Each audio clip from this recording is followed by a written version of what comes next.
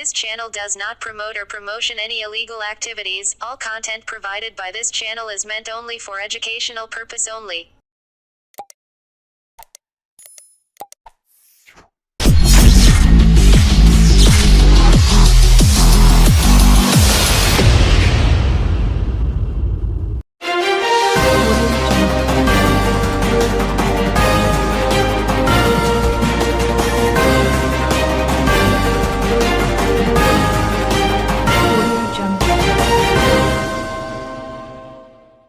জোয়ারে প্রবল ঢেউ গঙ্গায়, বেসামাল যাত্রী বোঝাই লঞ্চ।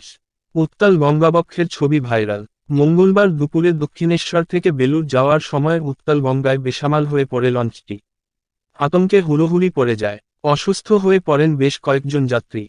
কোনোমতে লঞ্চটি নোঙর করা হয় লালগোলা ঘাটে নিয়ে যাওয়ার পরে।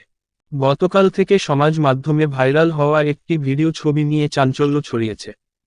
গত মঙ্গলবার দুপুরে দক্ষিণেশ্বর থেকে বেলুড় মঠের লালগোলা ঘাটে আসার সময় একটি যাত্রীবাহী লঞ্চ গঙ্গার বুকে প্রবল জলোচ্ছ্বাসের মুখে পড়ে।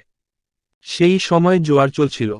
জোয়ারের সময় বিপরীতমুখী স্রোত থাকার জন্য উথাল পাতাল ঢেউয়ের সামনে মোচার খোলার মতো দুলছিল লঞ্চটি। ডুবে যাওয়ার পরিস্থিতি তৈরি হয়েছিল। লঞ্চ তখন যাত্রীতে ভর্তি। আতঙ্কে হুড়োহুড়ি পড়ে যায় লঞ্চে।